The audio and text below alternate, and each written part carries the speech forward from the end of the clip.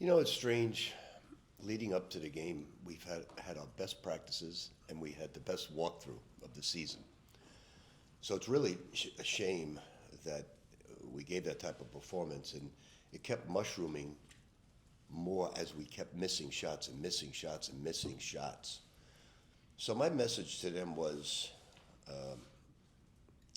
I told them I've experienced this before. Not so much I mentioned to you about Kansas, but in 2008, I think it was, we lost to Notre Dame by 31 points, and then won 13 straight, went to the Elite Eight.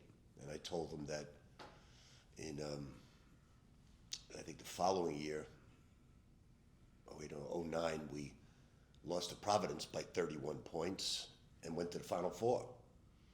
So I said, whether you lose by 1 or 30, it doesn't matter. It's how you're going to play ball going forward. So that's the message: is going forward's what's important. Throw the game out, understand, give them credit for the defense they played, give them credit for the way they played, but understand that you can't go into a hostile environment like that and perform like that. Do you go have them watch, like, do you watch film of that game, or do you? So in 3 years, I usually watch the film 2 times of every game we play. This was the only time in 3 years I didn't watch the film and wouldn't watch it. We'll never watch it. So this goes back a ways, like when Rex Ryan was the Jet coach, they got obliterated by the Patriots. He actually did like a commemorative burying the film outside the complex. Jets actually ended up beating the Patriots in the second round of the playoffs that year. So was there any burying? No, I think that they're very disappointed. They're very embarrassed, and there's no reason to carry it on any further. Get on with, because this is what I feel. This game, Villanova went up to Connecticut and took them into overtime. Villanova's a great team. I feel this is the most important game of the 3-year span that I've been here. This game. Because of what happened last game? Because what happened last game, because of the meaning of being in first place, how good they are this time of year to get back on the winning side. I think there are about 7 variables that are crucial for this game. Rick, you know these guys pretty well, and they've been pretty. Us or Villanova? Yes. You know your team. Yeah. And they've been pretty poised in some really tough situations so far. Like, what do you see in them that makes you? I think when you miss shots, it affects your rebound, it affects your defense to that extreme. The front court was dominated. They haven't been, and they were like a deer in the headlights because of it. And look, we beat Connecticut last time because we got Reed out in foul trouble. He dominated us in that game, and so did Caravan going to the basket. Knowing them the way you know them, how do you expect them to show up for the Villanova game? They're a great group, Roger. A great group.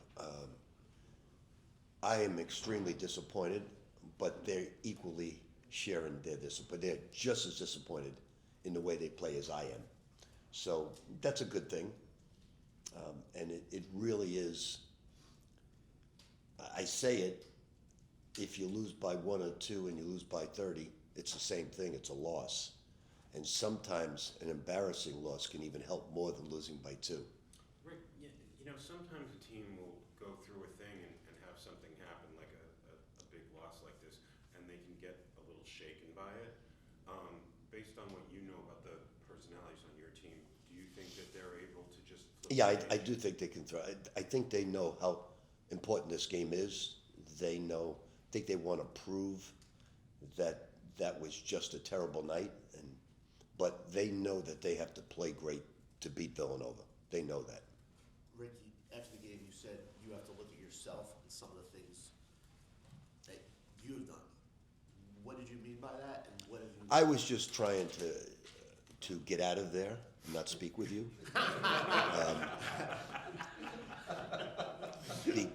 Because generally when you go through a loss like that, you say the wrong things in anger.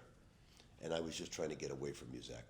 But do you look back, do you fault yourself at all for what happened? In any loss, I fault myself, the staff first, before the players. You're all part of losing. You're all part of winning.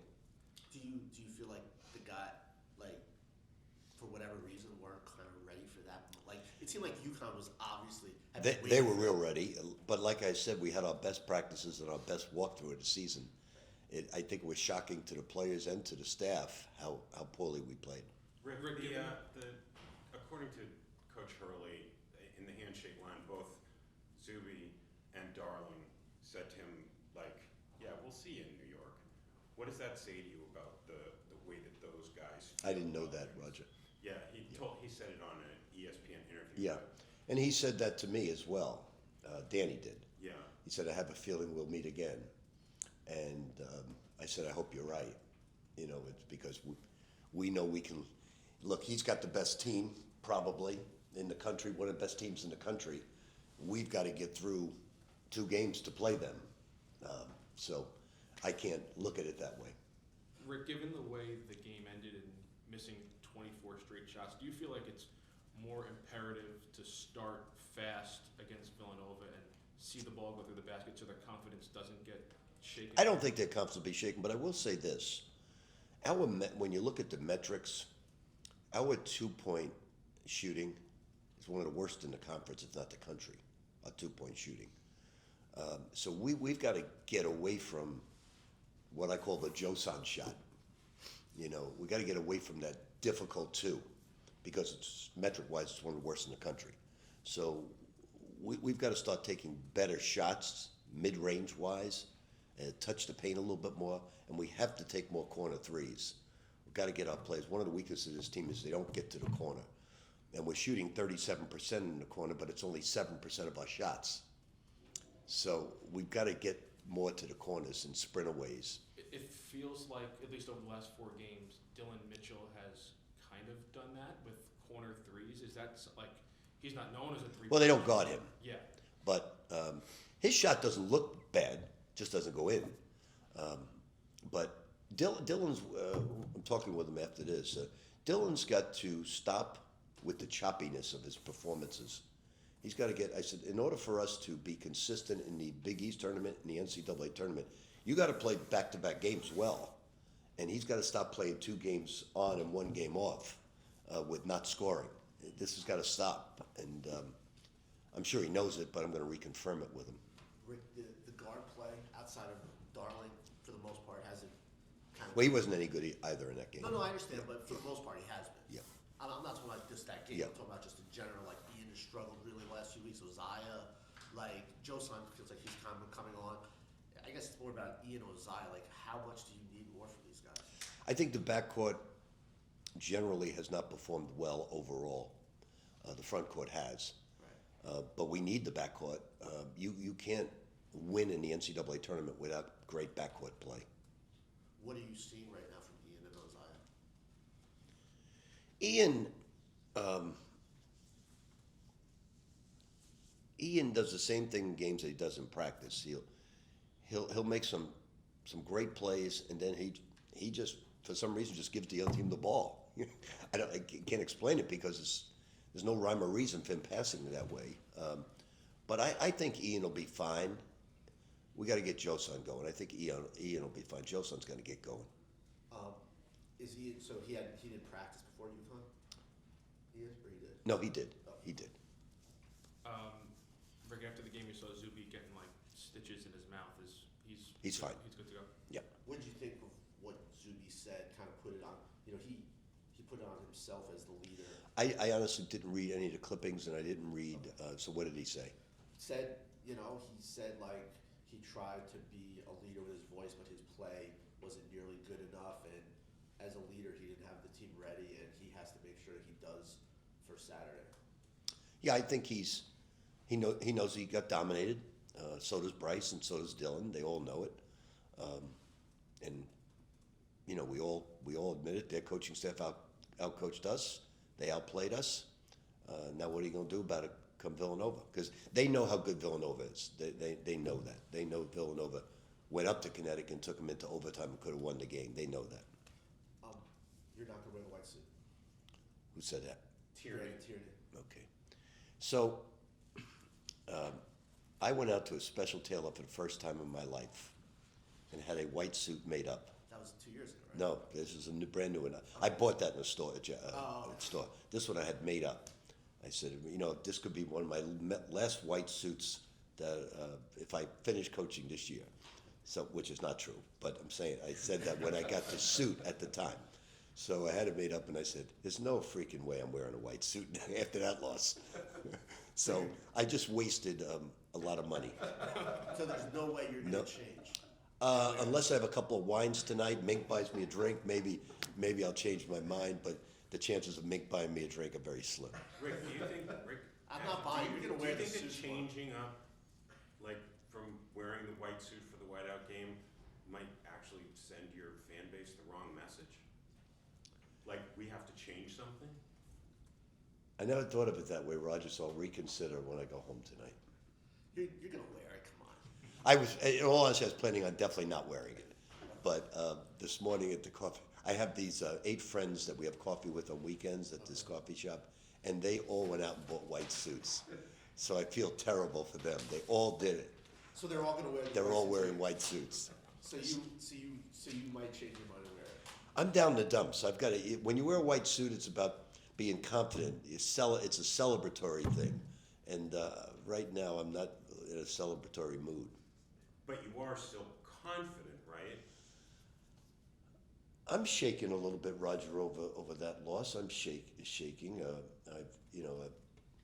I've been drinking nonstop ever since then. No, I'm very confident, Roger. I'm very confident. I like my I like my guys a lot. I really Rick, do. Do you have to kind of, as bad as you play it, hammer it home to them like it's not. That's a very good team that could win a national championship in their building. Like, do you have to hammer it home to them like? No, they know they're very good.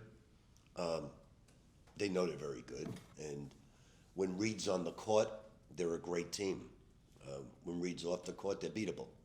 But if Reed stays in the game, and they just substitute for fatigue, they can beat anybody in the country. Our guys know how good they are. But you kind of have to remind them, hey, like we had won 13 in a row. Like we're a good team. Like doesn't Their confidence is not shaken right now. They're not. They, like I said, they're embarrassed, but they also know they got to play great to beat Villanova. They know that. They can't come with a good performance and beat Villanova. If they're not great, they won't beat Villanova. We know that. Okay. Dylan, I guess, what have like the last 36 to 48 hours been like for you and the team after what happened the other day? Honestly, just coming together, keeping our heads up. I mean, we still are in a fight for something, and no matter what the score was, it's one loss, and moving on to the next one. We got another great team coming up that's a part of our scheduling and the fight for what we're after. So just coming together, learning from the losses, learning from the mistakes, picking up on what we got to work on, and just continuing how we're supposed to. Is there any kind of like a team meeting or any kind of thing like anyone speak up about like, hey, Wednesday doesn't define us and that kind of thing? Yeah, I mean, we've all kind of talked, even just players alone, as far as about just where our heads were at, finishing the season, continuing the season, and like I said, it's one loss, and it was a bad night for us, and we know what we have coming up tomorrow, as far as Villanova and how good of a team they are, and just we know we're still competing for something, we're still in the race for something, and just trying to finish strong with it. Do you stay off social media and stuff so you don't have to see all that? Yeah, I mean, I know I do. I can't speak for the other guys, but I'm sure we all do. We know what's out there, and we know what people are saying. But at the end of the day, it's just us. It's us every day putting the work in together, and it's always just going to be us. Coach said he didn't watch the film from the game. Did you guys? Yeah, I mean, I did personally. We watched some of our mistakes with assistant coaches and stuff like that. But we got a game coming up in a few days later, so we got to prepare for that and get our minds right for that. So it was the normal day after films, or was there anything different? Pretty similar. Was that, sometimes a team can have a traumatic loss and it can sort of spill over. Are you guys, do you sense that this is a team that's able to turn the page pretty fast? Yeah, I feel like we've been together enough. We've fought through a lot of close games up until this moment. So I definitely feel like it's something that we're capable of. And I know that, we'll be fine going forward. Dylan, how about you? Is there something that you have seen in the character of this team that says to you, oh, we're going to be back to being the team that we were when you see us on Saturday? Yeah, 100%. I think it's just our mindset, knowing that it's a long season, and I mean what we're still fighting for is right there ahead of us. So we can't dwell on it. We can only just learn from it, learn from the mistakes we made, just pick up and come out with the right intensity Saturday, which is going to be against a great team and a big part of accomplishing what we want to do. So I think we've definitely just turned the page and look forward to tomorrow's game and coming out with the right energy and picking up where we left off. Rick said this is the biggest game on Saturday that he's coached since he's been at St. John's for 3 years. There's obviously a lot on this game. How do you guys feel about what's at stake and what people should expect to see out of you on Saturday? Just a bounce back game. Obviously, we know that people want to see how we respond to this, if we're able to respond to this, or if we crumble. And I feel like none of us have that personality, and I feel like we'll be able to bounce back in the right way. I know we're all gonna play hard. We're all bought into this scout, and yeah, we look forward to it. What was it like watching kind of the film of that game? I mean, obviously, we see a lot of mistakes we made defensively, even offensively, just not really being able to score the ball as efficient as we wanted to. But like we said, I mean, we learned from that. We all got with assistant coaches, watched our individual mistakes, and we move on. So, Dylan, after the game, Connecticut's Coach Hurley went on ESPN and said, like, on the handshake line after the game, Zuby and Dylan Darling said to him, like, hey, we'll see you in a couple weeks, kind of insinuating that you'll meet again in the Big East Championship. Is that, like, obviously it's a goal for you guys to get to the Big East Championship, but, like, do you want to see them again?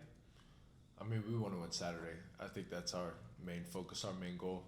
However it ends up, we'll see them there or whatever it is. But our main focus right now is Saturday and just going up against Villanova to try to continue to accomplish what we want to accomplish. Like we've all said vocally to each other, even the coaches, everybody around, the locker room, is what's in front of us is still for us, what we want to accomplish and what we, wanted our goals to be coming in June when we first got here. So, I mean, our focus is Saturday. It's going to be a huge game for us and a great opportunity for us. Dylan, coach said he's talked to you about how he needs you to be more consistent. You have a few good games, a bad game. Like, what's kind of how important do you think it is for this team that you regain that consistency? I mean, big, just trying to figure out different ways to impact the game. No matter for scoring, I know the main part for me is defense.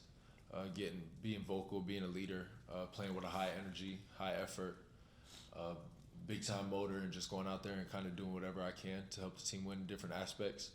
So I think it's just big as me for myself and taking a look at the mirror and seeing what I can do to be better for the team. So do you feel like that consistency? You agree with him that you haven't been as consistent? Yeah, I can agree.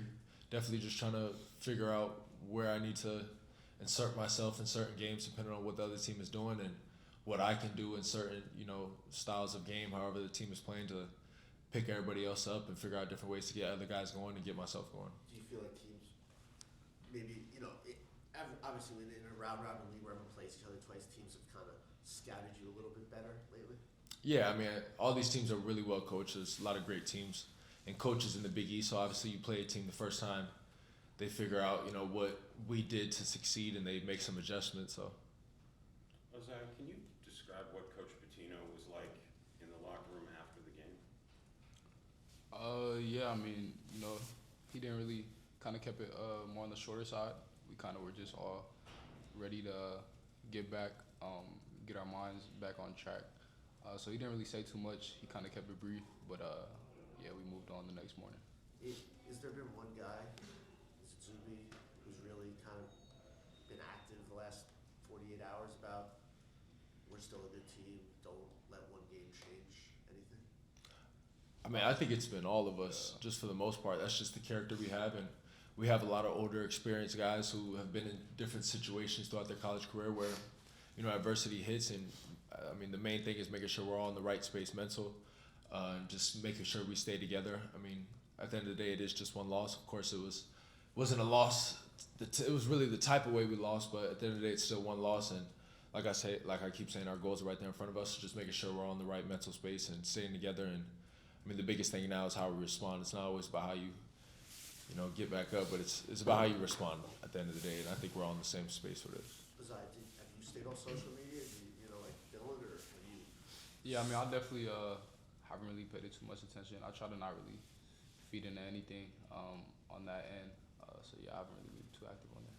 You guys have been in some hostile environments. Did you feel like what you guys got in Hartford was the most hostile? Through my career, I mean, it got pretty loud.